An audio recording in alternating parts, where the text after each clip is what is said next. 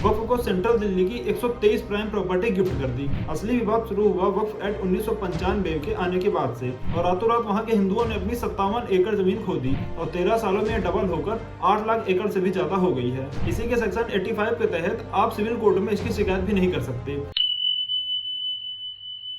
क्योंकि यह वीडियो सिर्फ एक एजुकेशनल पर्पस के लिए है, इसलिए इस वीडियो में मैं अपना ओपिनियन शेयर नहीं करूंगा और वक्फ से रिलेटेड जो भी इंफॉर्मेशन मैं शेयर करूंगा वो कहीं ना कहीं ऑथेंटिकेट जगह से ही ली गई है।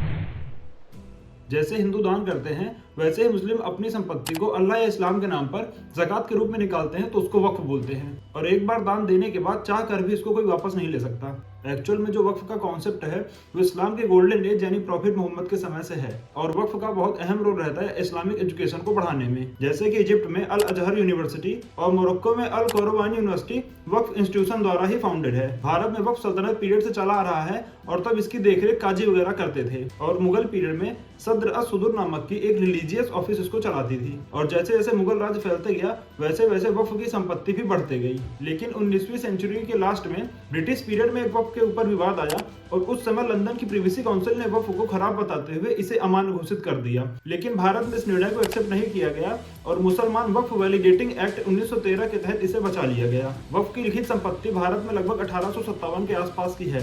लेकिन वक्फ बोर्ड क्यों बना और इसकी शुरुआत कैसे हुई? तो दरअसल जब भारत पाकिस्तान का पार्टीशन हुआ तो जो हिंदू पाकिस्तान से भारत आए थे उनकी जमीन को वहां की सरकार ने यहाँ से गए हुए मुस्लिमों को दे दी या फिर पाकिस्तान सरकार ने ले ली। लेकिन जो मुस्लिम भारत छोड़ के पाकिस्तान गए थे उनकी जमीन को भारत सरकार ने 1954 में वक्फ एक्ट बनाकर वक्फ बोर्ड को दे दी और 1964 में भारत सरकार ने इसी वक्फ एक्ट 1954 के प्रोविजन के तहत central Waqf council of India बना दी, जिसका काम था स्टेट वक्फ बोर्ड को और स्टेट गवर्नमेंट को एडवाइस करना और यह देखरेख करना कि वक्फ के सारे नियमों का अच्छे से पालन हो, जिसका हेडक्वार्टर दिल्ली में है। और इस एक्ट का आखिरी संशोधन 2013 में हुआ था। दरअसल ये उतना विवादित नहीं था।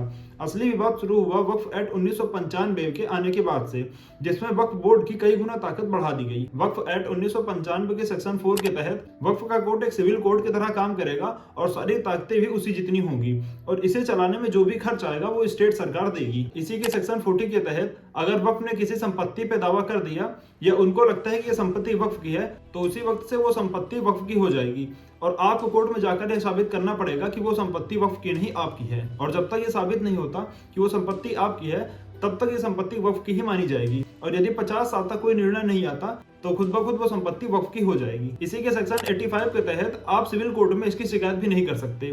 अगर आपको केस लड़ना है अपनी संपत्ति के लिए तो आपको वक्फ के कोर्ट में ही जाना पड़ेगा और उनके सामने अपनी याचिका को रखनी पड़ेगी। यदि आप साबित कर पाए कि आपको उस संपत्ति पे क्यों रहना है तभी आपको रहने की परमिशन मिलेगी, वरना आपको जमीन से हटना पड़ेगा। और सुप्रीम कोर्ट ने 2019 में घोषणा की कि वक्फ संपत्ति से संबंधित जितने भी मुकदमे हैं उस मामले में भारत के सिविल कोर्ट का कोई अधिकार नहीं है और ये कानून अपने आप में इंडियन कॉन्स्टिट्यूशन के आर्टिकल 14, 15 और 25 का उल्लंघन करते हैं। और सेक्शन 54 के तहत यदि वक्फ ने बोला कि वो जमीन उसकी है तो आपको नोटिस देने के बाद हटना ही पड़ेगा या फिर वक्फ उस पर मनचाहा आपसे किराया ले सकती है। और इसके सेक्शन 28 के तहत वक्फ जो भी निर्णय देगा उसको पालन कराने की जिम्मेदारी डिस्ट्रिक्ट मजिस्ट्रेट या फिर सब डिविजनल मजिस्ट्रेट की होगी। हमारे संविधान के लिमिटेशन एक्ट 1963 के हिसाब से किसी भी जमीन के विवाद पर केस करने की एक टाइम लिमिट है, लेकिन इसके सेक्शन 107 के तहत वक्फ उससे भी फ्री है और बिना समय की चिंता किए हुए कितनी भी पुरानी जमीन को क्लेम कर सकता है और नोटिस भेज सकता है। इंदिरा गांधी ने इमरजेंसी के दौरान लिखा था कि जो वक्फ की जमीन सरकार के पास चली गई है उन संबंधी विभागों के खिलाफ वक्फ एक कानूनी कार्यवाही कर सकता है।